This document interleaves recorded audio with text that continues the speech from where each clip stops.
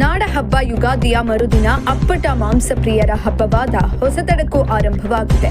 ಯುಗಾದಿ ದಿನದಂದು ಬೇವು ಬೆಲ್ಲ ತಿಂದು ಹೊಸ ವರ್ಷವನ್ನ ಬರಮಾಡಿಕೊಂಡ ಜನತೆ ಮರುದಿನ ಮಾಂಸದೂಟದೊಂದಿಗೆ ಸಂಭ್ರಮಿಸ್ತಾ ಇದ್ದಾರೆ.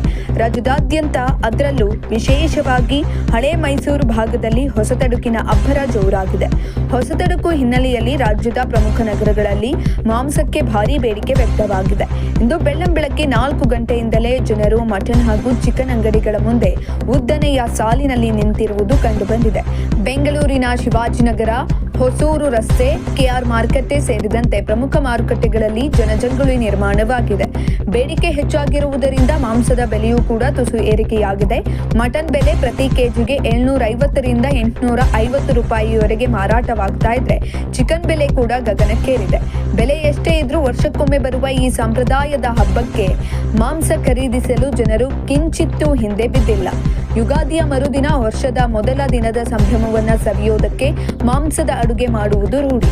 ಈ ದಿನದಿಂದ ಮಾಂಸದೂಟ ಮಾಡಿದ್ರೆ ವರ್ಷವಿಡೀ ಉತ್ತಮ ಆಹಾರ ಲಭ್ಯವಾಗುತ್ತದೆ ಎಂಬ ನಂಬಿಕೆ ಜನರಲ್ಲಿದೆ.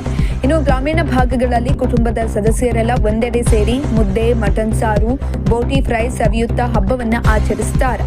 ಹಳ್ಳಿಗಳಲ್ಲಿ ಇಂದಿಗೂ ಸಾಮೂಹಿಕವಾಗಿ ಕುರಿ ಅಥವಾ ಟಗರುಗಳನ್ನ ಕಡಿದು ಮಾಂಸವನ್ನ ಹಂಚಿಕೊಳ್ಳುವ ಸಂಪ್ರದಾಯವಿದೆ.